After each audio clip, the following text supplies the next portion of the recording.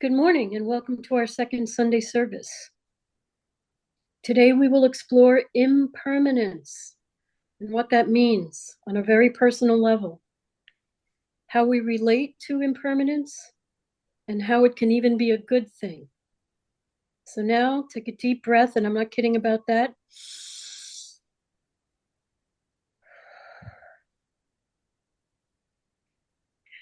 As you open your hearts and minds to join this spiritual community of hope, courage, and compassion. We light this candle to begin our service. No mud, no lotus. Both suffering and happiness are of an organic nature, which means they're both transitory. They're always changing. The flower, when it wilts, becomes the compost. The compost can help grow a flower again. Happiness is also organic and impermanent by nature. It can become suffering, and suffering can become happiness again. A quote from Thich Nhat Hanh.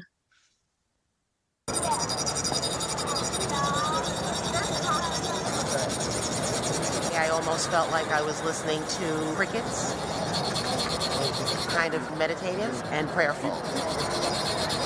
They have been working on this sand painting for 2 to 6 days. So they put a lot of hard work and effort. And the rest of the geometry, so you know how they had all the shapes?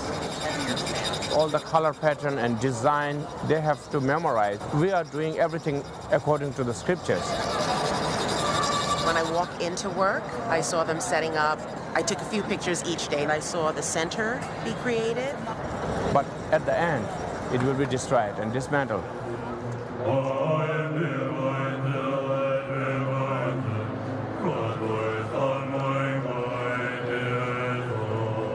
To symbolize the impermanence of all the phenomena. There's a beginning and an end.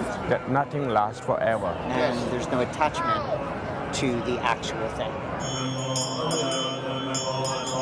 It's kind of like when we moved from one home to the other, right? What happened? We had a wonderful time in the old place, and now we moved, and we started a new place, right? I don't feel too sad, just a little. And you step back and you move on. That's just life. That's just life. What a sight to see that extraordinary mandala, being built and then destroyed. I find it to be overwhelmingly beautiful. But my words are not going to be what matters here. We're going to share a beautiful reading and an interpretation really of the process by Dr. Lisa Napolitano, who wrote Upside of Impermanence. A central teaching of Buddhism is impermanence. The idea that nothing lasts forever. Everything, including our very existence, will end. And while we all know this intellectually, there's a tendency to push that reality to the back of our minds. After all, it's human nature to want to hold on to our positive experience, to get attached to things, to people and situations that we love. We like how things are going. We want to lock in the status quo. But our refusal to accept impermanence simply creates suffering. In a Tibetan Buddhist ceremony, which we just witnessed on that video, monks spend days painstakingly creating a beautiful mandala with different colored sand, finely grained sand. A mandala is an intricate geometric design that represents the universe. After completing the mandala, the monks destroy it. Why spend days creating something so beautiful, so vibrant, only to destroy it rather than frame it or keep it? The ritual is designed as a profound reminder of the reality of impermanence and an opportunity for us to practice letting go. We can think of the mandala ceremony as a metaphor for our lives. The sandcastles we spent hours as children building only to be washed away by the tide. The pets we've invested love and energy into knowing from the outset they would not likely outlive us. The homes we painstakingly decorated only to move on. the relationships and love that have ended but are still meaningful. All the closed chapters of our lives that have taken us to this point. Just as the impermanence of the mandala does not negate its beauty, the ephemeral nature of our experiences does not erase their value and meaning. In fact, their fleeting nature makes them all the more precious. It's true that with impermanence, there is loss, but there's also liberation. If we are not static or locked into a particular way of existing, there is opportunity for us to change and evolve. If we are suffering, it will not last forever.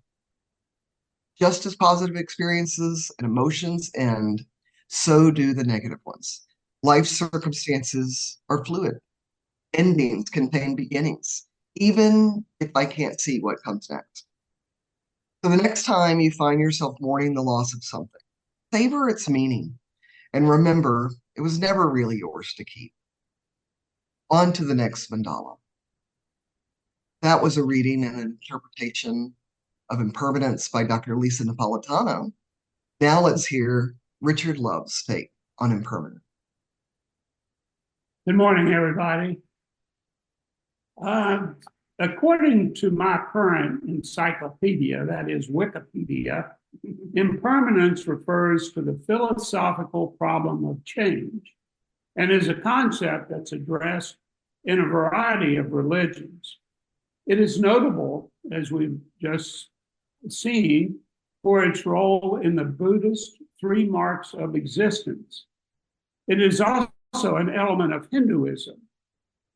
In Western philosophy, the concept is often referred to as becoming.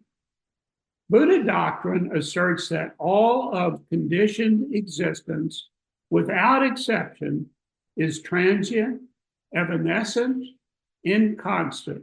All temporal things, whether material or mental, are compounded objects in a continuous change of condition, subject to decline and destruction. The Buddha taught that because no physical or mental object is permanent, desires for or attachment to causes suffering. Dukkha is the word that they use. Change associated with attachments produces sorrow and therefore need to be discarded for liberation. Hinduism, on the other hand, asserts that not all change and attachments lead to dukkha or suffering, and some change, mental or physical or self-knowledge, leads to happiness and therefore need to be sought for liberation.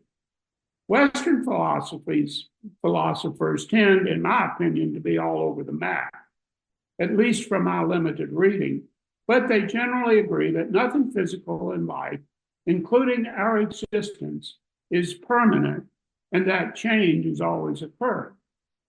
The question then really is, how does one deal with impermanence? The Buddhists would say, avoid attachment to things and relationships as their change, usually decline, will lead to suffering.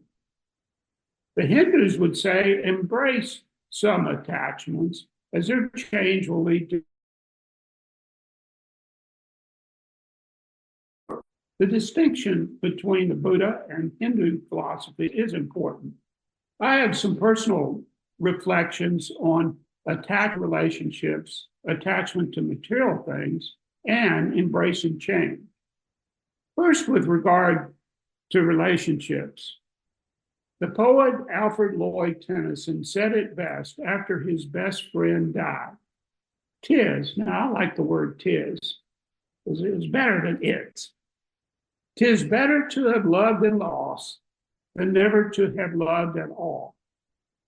I saw this clearly 2 weeks ago when Vera's sister Mary lost her husband Xavier. Xavier had been in declining health for about 2 years. At 93 years of age, the medical community was unable to do anything to stop the inevitable tide of decline. About a week before his final breath, the family decided on in-home hospice care and knew that it was a matter of days. He died peacefully in his sleep. We were on our way home when Mary called Vera and told her about Xavier's passing. We went directly to her house. Mary was holding Xavier and weeping deeply, even though she knew the passing was inevitable. Her pain was visceral when the event actually occurred. The Buddhists might have said she could have avoided that suffering by not having that relationship with Xavier in the first place. And I guess in a non-emotional sense, they would have been correct. But look at the nearly 50 years they had together. They had been married once before, but their partnership was permanent. They adored each other, and she has nearly a half century of good memories and experiences to last her for the rest of her life. It seems to me that although life itself is impermanent, enduring love can be permanent. Now, on a lighter note, how about attachment to material things? After my first retirement in the year 2000, Vera and I bought a house in Horseshoe Bay on Lake LBJ. The one-story house wasn't much to speak of, but the lot was really nice. Actually, 2 lots on a quiet cove on the lake with lots of trees. A couple of years later, after enjoying lakeside living, a friend asked me to come to Phoenix and help him start a life sciences research institute. Vera, always up for a new adventure, agreed, and we headed to Phoenix. While I was working there, Vera engaged a designer and drew up designs to completely renovate the Horseshoe Bay house. I mean, completely. Take it down to the slab and build a 2-story house. The idea was to build a space that our adult children and our grandchildren would love to visit. Vera went back and forth from Phoenix to Horseshoe Bay, working with the contractor and the subcontractors, and voila, 3 years after arriving in Phoenix, the house was completed. It was outstanding. We even added a pool. As my role in starting the Research Institute in Phoenix wound down, we moved back to Horseshoe Bay, and I retired for a second time. If you've been to the San Antonio Riverwalk, you may recall seeing or visiting a place called Dick's Last Resort. Since my work nickname was Dick, I thought we had to adapt that name for our Horseshoe Bay place. So we did. It was a terrific place. I thought we'd never want to live anywhere else. This house and all the trappings would indeed be Dick's last resort. Our children and their families did visit as often as they could get away. Spring Day, Memorial Day weekend, 4th of July weekend, Thanksgiving, and even Christmas. We had many wonderful memories of slinging the kids around on the banana boat, barbecues, fishing, s'mores, etc. However, impermanence showed its face, and in time, as such things as cheerleading, football, soccer, swimming, etc., gobbled up all the kids' available time, and the frequency of their visits declined. After about a decade of living in this rebuilt house, change was to occur again for us. I was on the board of a small public biotech company in Seattle, and the board made the decision to part ways with the CEO. They asked me to step in as interim CEO until we could find a permanent replacement. So Vera, again, up for a new adventure, she and I moved to Seattle. Not knowing how long we would be there, we rented a small 1-bedroom apartment in a high-rise building in downtown Seattle, about a block away from the famous Pike Place fish market. I walked to work And we walked to grocery stores, restaurants, shops, etc. We didn't have or even need a car while during our stay. I was eventually able to hire a very well qualified individual to take over as CEO. And after about 6 months, we headed back to Fortune Bay. We liked the city living, and we learned that we didn't really need much space at all to live. Certainly not a 7-bedroom house that was rarely fully occupied. So, on returning to Fortune Bay, we made the decision to downsize and head for city life in downtown Austin. And that's what we did. I loved the house that Vera built, but it served its purpose, and I was okay parting ways. We also parted ways with lots of stuff: a boat, jet skis, fishing gear, home furnishings galore, and more. Do I miss that stuff? Not really. We enjoyed them at the time, but as their use declined, they became more burden than asset. Now, just a few words about adapting to change. Impermanence implies change. If there's one thing permanent, it is change will happen. The key is how to adapt to change.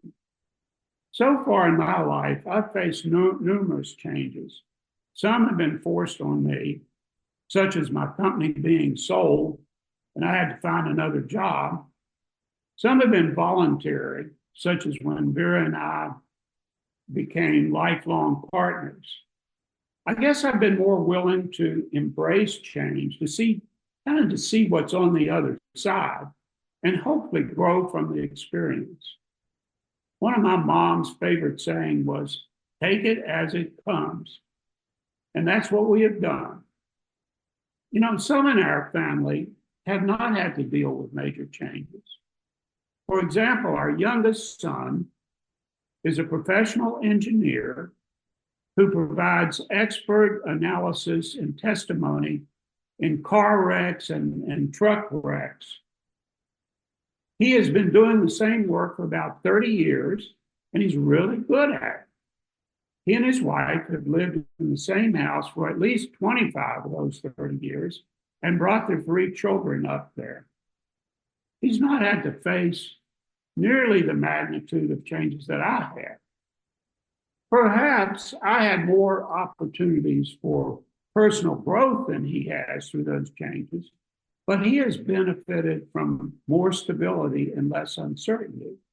So honestly, I don't know which scenario is better. I guess it boils down to, when you do face major changes, embrace them and learn from their experiences. Follow the Hindu way. Embrace some attachments, as their change will lead to growth. And finally, after thinking about the subject for the past 2 weeks, I've come to believe that although life on Earth itself is impermanent, some things about our existence may indeed be permanent. I believe our souls, that which makes you, you, and me, are permanent. Our souls may evolve over the course of our lives, but the core soul remains, and in my opinion, is therefore permanent. I also believe that enduring love, in the case of Xavier and Mary, and Vera and me, will continue after the passing of one, and that enduring love may well be permanent. Thinking about impermanence has been a good experience for me.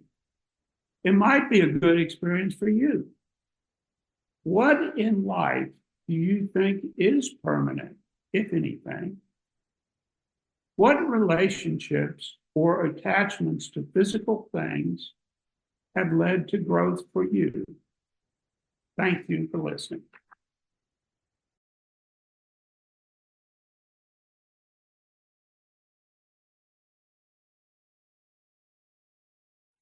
Thank you, Richard. That was moving on Seriously, so many levels. I really, and I know we all really appreciate your sharing that.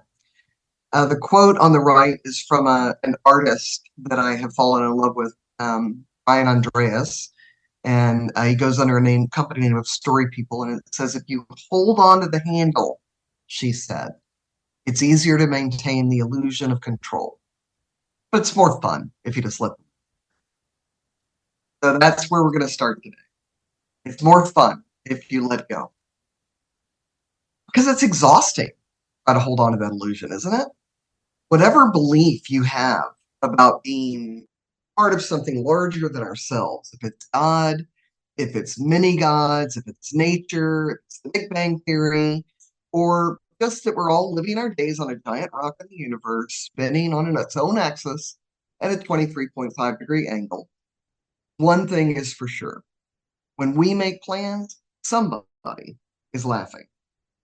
It's simply an illusion of control.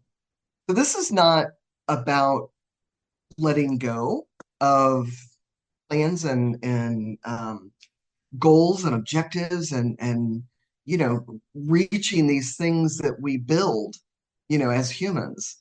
But it's really just about recognizing, as Richard just mentioned, that things are going to shift and we can determine what we do with it. When I was brought home as a newborn to join the rest of my family at 320 Pinewood, that was my world, my whole world. That world quite naturally expanded to include extended family, friends, the park, school, etc. But my constants, my world, were my parents and that house at 320 Pinewood in Memphis, Tennessee. As a child, I truly never wished for anything to be different. I loved my little world. My parents were very, very good people. They did everything right. They had solid morals. They were authentically kind, thoughtful, unselfish in every role in their world that was so much larger than mine. And though they would never claim it, or frankly feel any rights to it, I can honestly say that they truly only deserved great things, good things. That is, if our actions are a direct indicator of exactly what we get back. When I was 5 years old, I experienced my very first conundrum, although that certainly was not yet a word in my vocabulary. I believed, inaccurately, it turns out, that I had an absolutely huge decision to make. And after a couple of sleepless nights, I remember clear as a bell. I'm standing at the edge of our carport with my oldest brother, Jack, who was sort of, kind of a hero. And I said, "Well, I've thought a lot about it, Jack, and I've made my decision. I'm not going to go to school. I'm not going to go to first grade. I'm just going to keep staying home instead. I think it'll be better for everybody." To his credit, if he giggled, he didn't do it out loud. He honored my choice and he asked if I would mind if he made a few counterpoints. And in short order, he had me very excited about this next big step. Things were going along swimmingly. This final summer of freedom filled with days on the playground, picnic lunches, swim days, and always a huge kickball or hide and go seek game with the neighborhood kids after supper was all happening. All ye, income free. We did what we were supposed to do, and things were awesome. Until that night, I didn't want to go out and play. This was pretty much unheard of in my world, so my parents knew something was up. I was exhausted, I was running a fever, and when bath time came, Mom saw the half football size growth coming out of my side. She called my pediatrician, because you could do that at 6, and we went straight to Le Bonheur Hospital. For those of you who may not be aware, Le Bonheur is the sister hospital of the world famous St. Jude. And it's where you go when they know something's wrong, something serious, and you get your diagnosis before you go to St. Jude, or you come back and get your surgery. It wasn't great to go there. So my world shook a little bit. A hospital, terrified. And, not but, and my constants, my rock, my world, showed total confidence as far as my 5-year-old self could see. So my world shook, but it didn't break. I arrived and I was immediately given a really cool hospital gown covered in cartoon characters. Okay, so far. Then my nurse came up and told me that I was lucky because I got to go to the toy room by myself, well, with this nurse, and pick out the one thing I wanted in the entire room for free. My choice. Even the door to the room was designed so that only children currently could walk through it. Big toy room. Okay, so far. After much consternation, I found Teddy, my little brown teddy bear that I had for decades afterward, and he was all mine. Then came the needles and all the scary tests, and I was still okay because I had Teddy and I had my rocks, my parents. If my parents showed any alarm in front of me, I never saw it. I never felt it. It was very much a situation of, okay, something's going on. And so now we're going to fix it together with these very smart and very kind people. You're going to be all better. Okay, so far. A couple of days later, there was no real change in the way I felt, but the test results were back. I had, at this point, become unable to eat, was on a pure fluid diet, but yeah, they were keeping me on. My parents were taken out of my room to speak to the doctor, and they came back. God bless them. Even at 5, I knew they were different. Their world. They tried mightily to hide it, but there were, for the very first time, cracks in our foundation. No longer okay. The doctors gave the awful news that my test results showed that I had childhood leukemia. At that time, the survival rate for childhood leukemia was in the single digits. I think it was about 9%. So everything changed. First, my dad, who was an ordained minister, a very recently ordained minister, went to the church and begged for me to be okay. He, I found out much later, knelt at the altar for hours, bargaining, making promises, and begging God to fix our world and to do what he couldn't do. He came back, and honestly, I'm told by all my siblings, he seemed more at peace. He had controlled what he could and knew when he had to let go of those reins. So then it was my mom's turn. We were a faith based family, so it made sense. She went to the same church. She was, how do I put this nicely, more aggressive, I'm told. Was quite angry and screamed at God that she was promised her entire life to never be given anything to carry that would break her. Nothing that would she would be given that would mean she could not survive. And she explained to God that having her youngest child die would surely break her. And again, I'm told she came back also more at peace. Their facade, at least, of peace was back because they recognized that they would do everything they could within their power. Up to that point, they had done everything they could within their power. And now they would adjust what they did based on the things that are not nor ever were in their control. So they talked to doctors. They selected which nurses could and could not be allowed near me. Some were kind of scary. And they kept me occupied. On day 5 of this world shattering ordeal, my doctors once again came and talked to my parents in the hallway out of earshot. Once again, I was wrapped in the arms of my grandmother out of that conversation. But let me tell you this, and this is a real memory, not something being told to me by my siblings. They walked in with their hearts bursting. It turns out, they explained, that the additional tests they had run to determine what stage of cancer I was in revealed that, in fact, I did not have leukemia. In the 1960s, the test results for leukemia and the much less scary diagnosis I now had were identical. That huge half football coming out of my tiny side was a very, very angry spleen. At the age of 5, I had, without any understanding of why really, I had mononucleosis and hepatitis B at the same time. Scary, but not deadly. A hefty dose of IV antibiotics, tons of rest, and I would be home in a couple of days, ready to start first grade with all my friends in just a few weeks.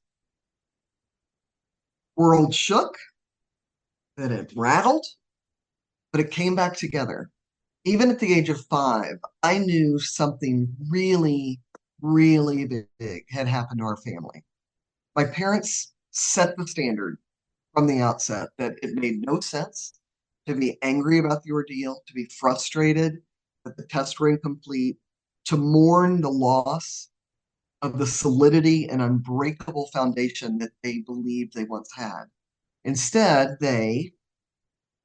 we moved forward as a family, knowing that we had dodged a bullet. So life, with a slightly new perspective, filled with gratitude, went on. What my parents did to right the ship was, in a nutshell, they had a reaction: fear, anger, devastation, shock. Then they said, and now what? What's next? We went back to the safety and security of 320 Pinewood, a little different. It was scary out there for a minute, but we got back to home base. All ye, income free. And the world, my world, was right again. We were incredibly lucky, and we knew it. 320 Pinewood would remain my home base, my foundation for the next 13 years. From birth, a month after high school, that was home. I was even in the same bedroom all that time. We had lots and lots and lots of big events in that house, big sandcastles. And we had job promotions, new schools, graduations, weddings, countless holiday meals, as we were the defunct gathering spot for our very large extended family. And we had just as many giant, or sometimes smaller but constant, waves that wiped away something we deeply cherished. My father died while we lived in that house. My brother was accepted into medical school, which meant he would be moving away while we were in that house. Another brother was married, had a beautiful baby girl, and divorced while I lived in that house. My mother rejoined the workforce when we lived in that house. Of course, we had beloved pets who filled our hearts. And in addition to the ones we chose, we were kind of a popular dumping ground for the neighborhood, because if they found strays, they knew that all creatures, great and small, would be safe at 320 Pinewood. We had a lot of pets. When my mom sold that house after I graduated and we both moved to Arizona, I was completely untethered. Everything, and I mean everything, had changed. There was no more family home. After banging my fist and my head and my heart into that virtual wall of, I don't want different, I just want what we had, for way, way, way too long, I began to make new friends. I went to college. I even learned to love the desert. My life has been filled with sandcastles, and some, y'all, were pretty dang cool. And the time I found peace, and I mean real peace, is once I accepted that those sandcastles were never meant to be permanent, but the memories will not be taken away. The experiences will not be taken away. Each thing that happens to us, because of us, in spite of us, is all part of the road on which we are walking each other home. I can handle a lot, mostly due to my exorbitant number of ordinary guardian angels. But I can handle a lot of loss, a lot of change, a lot of pain. Because truly, what choices do we have? I focus on the fact that as of today, I have a 100% survival rate. And if you know me, that is shit. Oh, and fun fact, the foundation cornerstone of our home, 320 Pinewood, sits in a place of honor in my home now. It's a stack of brick and mortar, a really heavy one. Or it's a unique decorative item with a load of stories about sandcastles and waves. I'll leave you with this. When change happens, when bad things happen, when amazing things happen, our choices really are few. We can deny, which on some level means we fight for what we can realistically or maybe unrealistically impact. And we absolutely should, I believe. But then we have to say, and now what? Otherwise, we rob ourselves of true peace and happiness. Accept what has happened and choose to celebrate the good. Learn or teach from that experience to honor the memory. Don't give up your peace. What happens isn't always our choice. How we respond to it is. And it becomes much, much easier to move forward when we recognize that that control was always simply an illusion. Let's let the wind carry us. More fun that way. Thank you, Susan, and thank you, Richard. That was very thoughtful and very moving. Thank you, everyone, for being here today. In keeping with the theme of impermanence, this service has come to an end. And so we extinguish the candle and we carry with us the light, the spirit, and the joy of our lovely little community. Go in peace, go in love, go in kindness. The world needs you. And now our closing song, We May Never Pass This Way Again.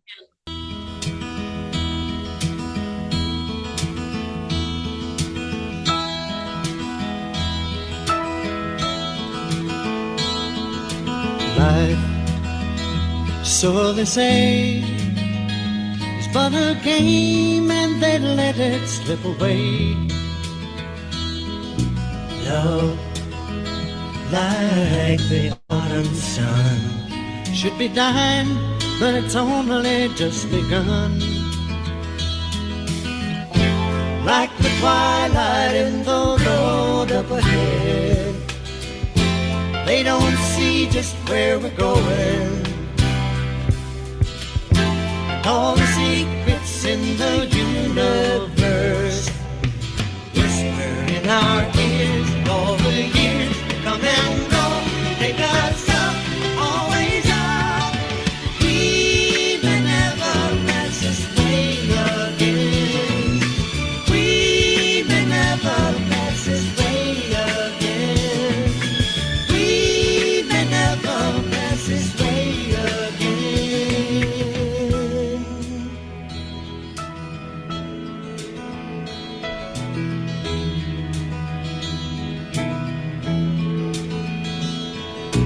Dreams, so they say, are for the fools and they let them drift away.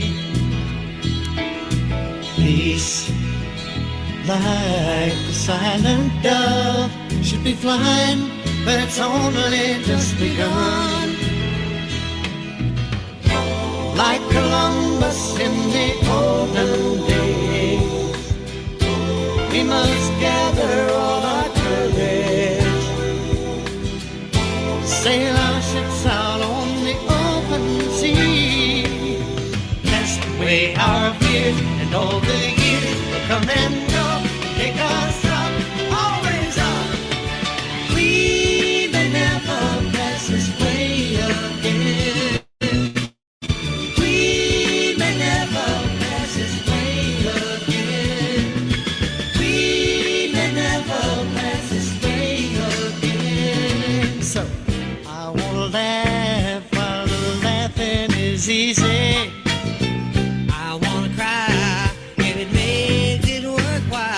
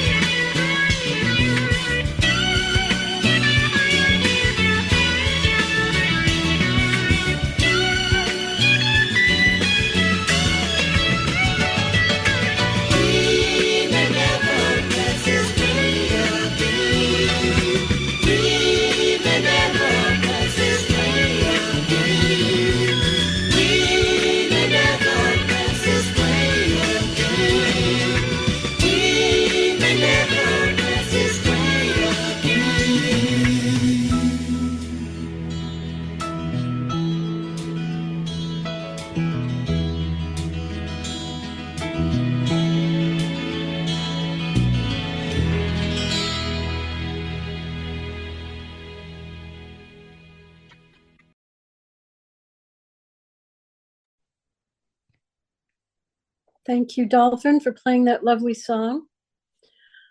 And now if you need to leave, please feel free.